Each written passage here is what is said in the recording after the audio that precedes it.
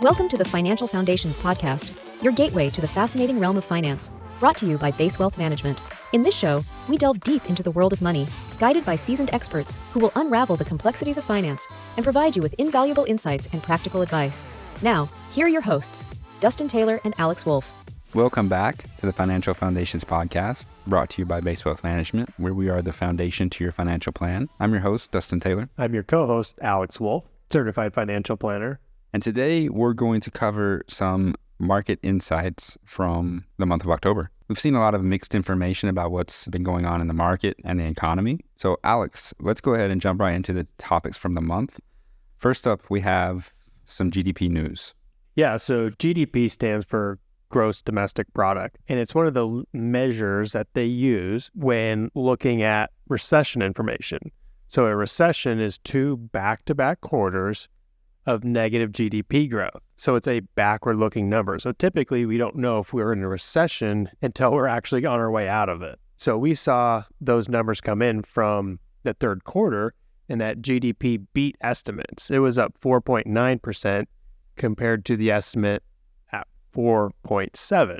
So that's good news on the recessionary front. But what that means is the Federal Reserve is likely going to have to continue to raise rates, because that means that the economy is still humming along pretty good. Not necessarily a bad thing, but that soft landing that they were talking about may actually be a real possibility, where a month ago we thought there's no way that they can get this to a soft landing. But I think it's actually a possibility given some of the other items that we saw of information coming in from October. And we're going to talk about some of those other things. Yeah, let's go ahead and move on to the next topic, and that would be inflation. Can you talk to us about what happened with inflation this month? So it was a little bit of a mixed bag on inflation. So CPI, which is our typical measurement of inflation, came in pretty hot. And that was led by gas prices and housing costs, which is probably not a surprise to most people who are driving or looking for a house.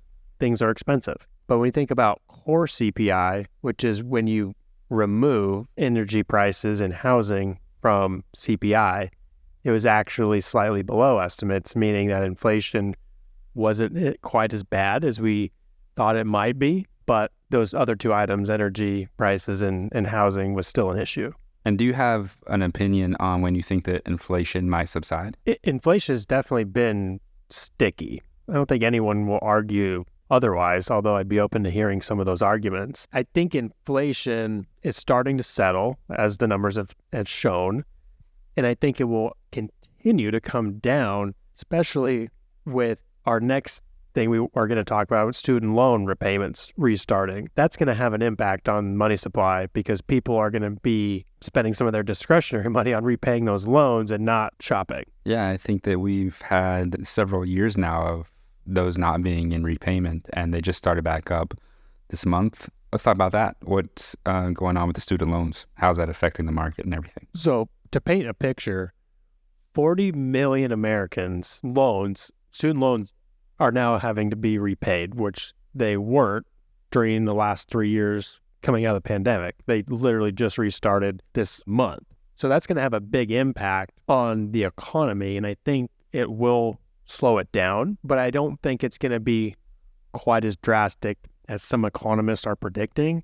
And some of this other information from this month might be some indication that, relatively speaking, American households still have money to spend. When we got all those stimulus checks during the pandemic, you saw consumer spending, all that stimmy money that people were talking about, and government spending really have a big impact, hence the inflation that we've been seeing in the increased circulation of money. And retail sales this month were also up. Now, I think people are going to be watching where they're spending that money. They may not necessarily be shopping at luxury department stores or retail stores, but possibly shopping and being a little more budget conscious. But as we saw in the data, they're still spending above expectations. All right, and some topics in the news have discussed wage inflation. Can you explain wage inflation and then give your insight into what's been going on with that? So wage inflation comes in, you see increases in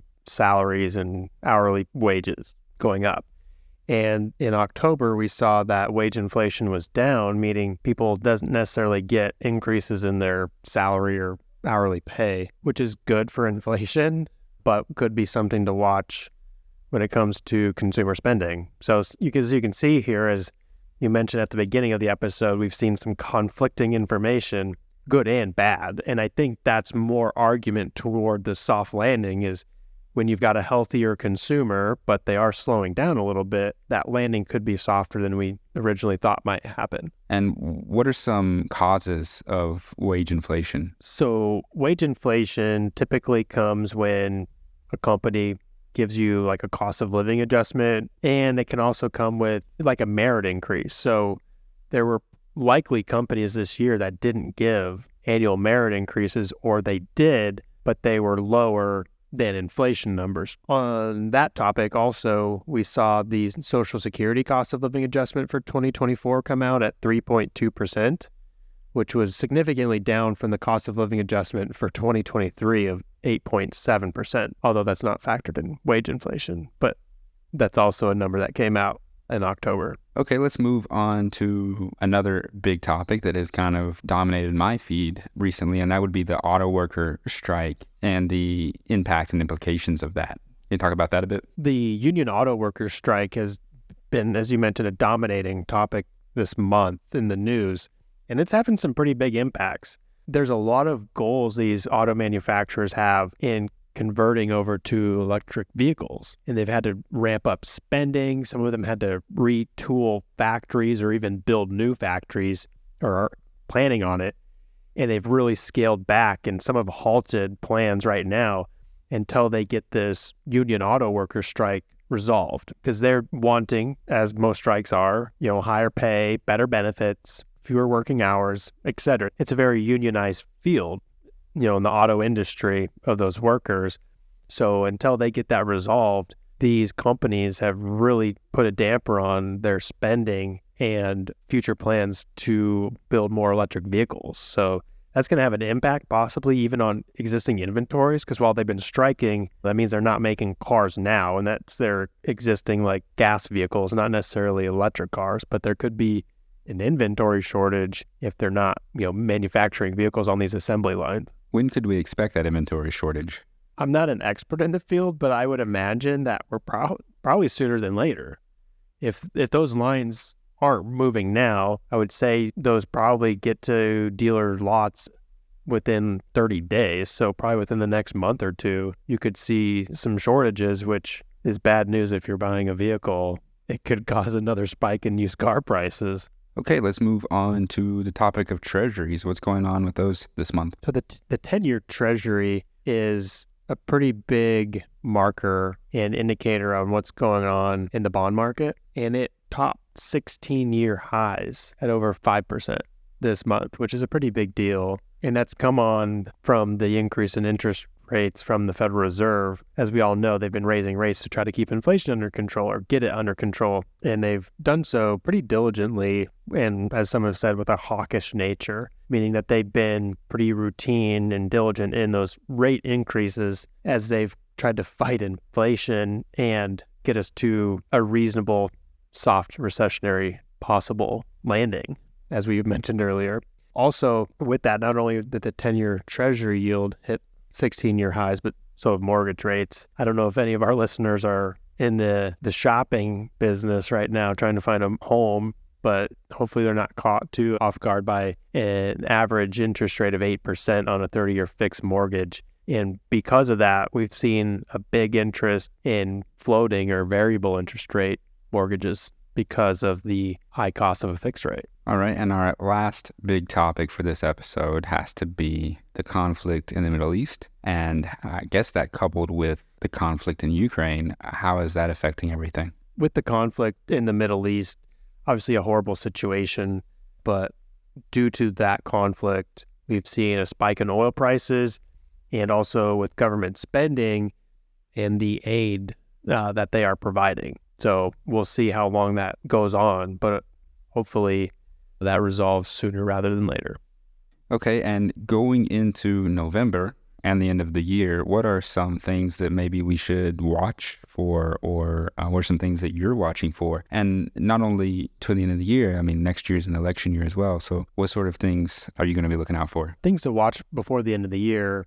The big one is, will we see another interest rate hike from the Federal Reserve? And honestly, I have no idea. That's something where we could see them with a modest, maybe 0.25% hike, or maybe none. It's hard to take a side right now with some of the information that we discussed today and that we saw from the market and the economy this month on both sides of the table. One would be the federal interest rate hikes going into an election year and a conflict in the Middle East in how we allocate government spending. The Republican Party finally elected a speaker for the House, which is beneficial to the economy considering that the markets don't like unknown or uneasiness. So that's a good thing. We'll also be watching closely how the discussion between the U.S. auto manufacturers and the UAW shakes out.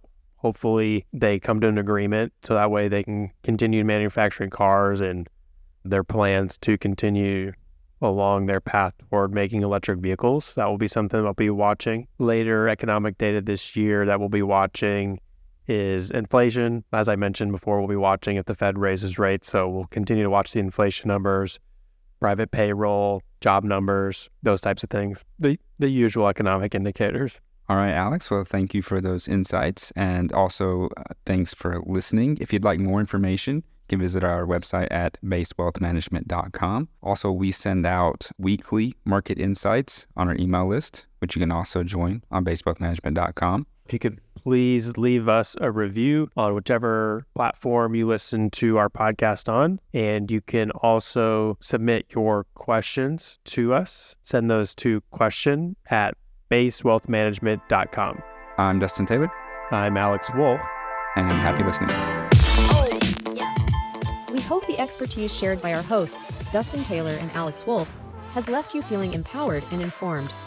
If you're eager for more financial wisdom, don't forget to subscribe, rate, and share the show with your friends, family, and colleagues. Until next time, stay sharp in the world of finance.